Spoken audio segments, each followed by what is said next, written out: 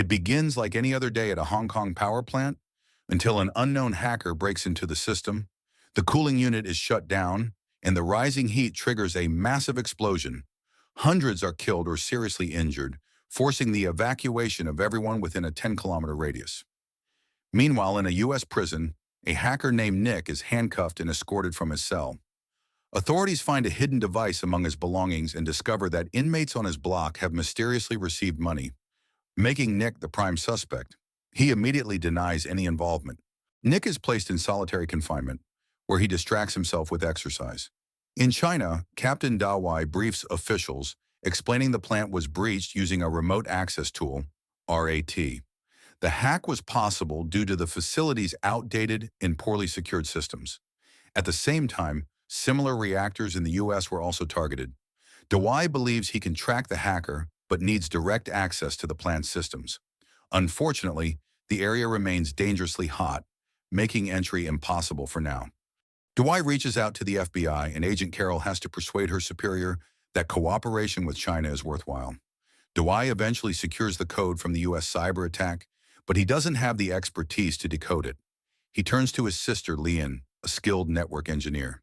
That same night, a hacker targets the Mercantile Trade Exchange in Chicago, causing stock data to spike uncontrollably. The next day, the FBI analyzes the code and concludes that the RAT was built by two programmers. DiTi finds the FBI's analysis too simplistic and urges Carol to bring in Nick. Given Nick's criminal background, Carol is hesitant, but DiTi reveals that he wrote half of the rat code during college as a joke, and the other half was Nick's work. The hacker merely took their code and weaponized it. To stop him, they need someone who truly understands the system. An FBI agent offers Nick a deal, temporary release in exchange for help. Nick reviews the offer but sees that he'll only be free for a few weeks, so he declines. Instead, he proposes a new deal. If he catches the hacker, he's free for good. If not, he goes back to prison. Desperate, the FBI agrees. DiTi picks him up, and during their flight shares the altered code. Carol isn't pleased. Nick was only supposed to access systems under supervision. Soon after, Nick is granted access to the Mercantile Trade Exchange terminals. The firewall is nearly impenetrable, and only the boss can unlock it with his thumbprint. Nick digs deeper and finds embedded code in the boss's USB drive. Recalling past employees, the boss mentions Lozano, a mysterious worker who disappeared after a month. Nick and the siblings study the code further and find incomplete sections, suggesting the hacker needed money quickly. They conclude that the hacker manipulated the soy market for a fast payout. Now he has funds and time to refine his attack. Meanwhile, the FBI finds Lozano on surveillance footage. His tattoos identify him as a gang member who faked his identity. To avoid suspicion, Nick and Lian go to question him. Nick wears a GPS ankle monitor, but when they arrive, Lozano is already dead from an overdose. They examine his equipment and find advanced tools used to mask online activity, clearly provided by the hacker. They also find an encrypted email arranging a meeting. Nick replies to confirm the time and place. When the supervising agent loses signal, Nick offers to fix his phone, secretly modifying the ankle monitor app in the process. Meanwhile, Carol and DiTi request client data from the Mercantile Trade Exchange. At first, the boss refuses, citing confidentiality, but relents when Carol threatens to expose the firm's vulnerabilities. Reviewing the records, DiTi and Carol uncover 3 massive trades perfectly timed with the hack, all tied to bank accounts in Hong Kong. Later, Nick and Lian wait for the hacker at a restaurant, but he doesn't show. Suspicious, Nick checks the security system and realizes they've been watched the entire time. The hacker's IP traces to Ukraine. Nick messages him and gets a mocking reply. As Nick suggests leaving, a group of thugs enters and demands to know who they are. Nick springs into action, using whatever he can, chairs, tables, to fight them off. He defeats most of them, and when the last one charges with a knife, Nick smashes a bottle and takes him down. He calls DiTi and warns him the meeting was a setup. The hacker knows they're closing in. DiTi decides they'll head to China to investigate the bank accounts. That night, Nick and Lian get intimate. The next day, the team arrives at the power plant, where recovery efforts are ongoing. The site is still too hot to access. They meet with local police who have identified the account holders.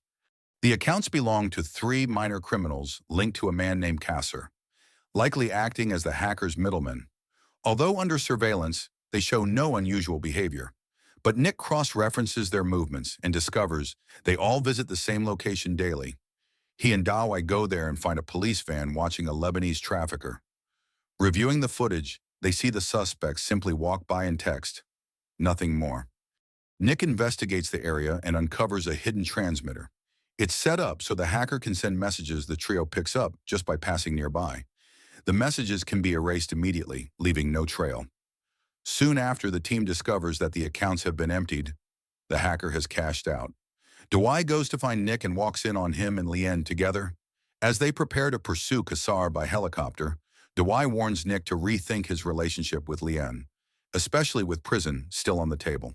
At the target site, the team finds the surveillance officers murdered. They search the building, only to discover Kasser has escaped through an underground tunnel. Suddenly, they're ambushed. Kasser uses an agent as a human shield, shoots several others, and stabs the hostage. As he and his men flee the tunnel, they rig explosives to collapse it. The second team waiting at the tunnel exit is overwhelmed. With no backup, more agents fall, and the criminals escape by boat. Kasser is furious when he realizes one of his men is dying. That night, he retrieves a special package from a freighter before heading back to land. Meanwhile, Dawai learns the plant has cooled just enough for entry.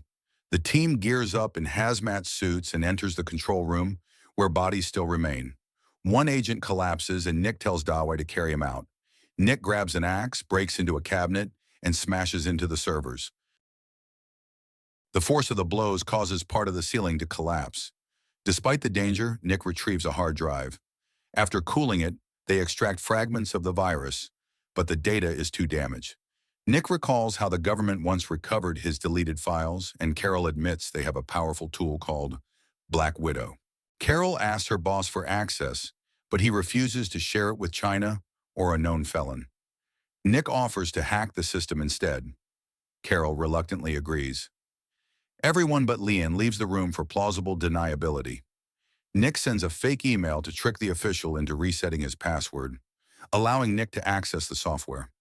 While the team goes out to eat, a mysterious figure plants something under their vehicle. When they return, Nick has already traced the hacker's IP. It leads to a server in Indonesia, hosted by a cybercriminal-only provider. The only option is to get the physical drives in person. Carol can't ask for help again, so Dawai offers to get diplomatic clearance. Lien later gains access to the provider's accounting records and sees payments for high-res satellite images of the Malaysian coast.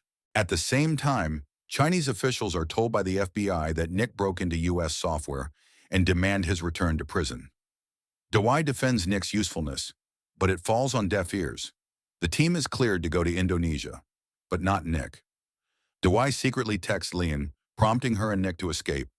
Carol is reprimanded by her boss and ordered to retrieve Nick. She finds his room empty and realizes he tampered with the tracking app. Dawai meets Nick privately and tells him to run. Lien wants to join, but Nick says it's too dangerous. They argue and separate. While Carol follows the tracker, Lien races ahead to meet Nick at the airport. He tells her a fugitive can't have a normal relationship. Just then, a car bomb goes off. Dawai is killed instantly. Kasser's men open fire. Nick shields a devastated Lien. Carol arrives with backup, but they're quickly gunned down. Nick and Lien escape into the subway and board a train just in time. Lien vows revenge, and Nick agrees to let her join. She buys fake passports and removes his ankle monitor. Instead of going to Indonesia, they fly to Malaysia, tossing the tracker into the ocean. They bribe a private plane owner for the ride. In Malaysia, they follow the satellite coordinates to what seems like an empty location, but they find a staircase hidden among rocks, leading to a hatch. Inside, they discover a dam's control center with the same model pump as the Hong Kong plant. Nick realizes the hacker plans to sabotage the dam, destroy the tin mines, and profit through tin stock manipulation. Later in Indonesia, Nick sets up a distraction by crashing a van into the hosting company's building. While authorities respond to the chaos, he sneaks in, downloads the hacker's files, and escapes. Back at the hotel, he and Lean confirm the hacker is working on a new version of the rat and get his real bank account info. The next day, Lean visits the bank under a false pretense, allowing Nick to hack their system through her USB. He drains the hacker's funds and sends a message with a phone number. Kasser calls, but Nick insists on speaking to the real hacker, Sadak. Sadak agrees to meet. Expecting trouble, Nick builds DIY body armor and hides weapons. Though he asks Sadak to come alone, he brings a full crew. Lean sees this and warns Nick, who changes the meeting location. Later, during a local festival, Nick tries to sneak up on Kasser, but is spotted. Kasser pulls a gun. As he approaches, Nick grabs him and stabs him with a screwdriver, then takes his gun and moves toward Sadak. But his men open fire. Nick is hit but kills them. Sadak lunges with a knife, which gets stuck in Nick's hood. Nick breaks Sadak's arm and repeatedly stabs him. He runs to Leon, who drives them away. Thanks to his makeshift armor, Nick survives. She patches him up. The next day, they leave Indonesia, starting a new life with Sadak's stolen fortune.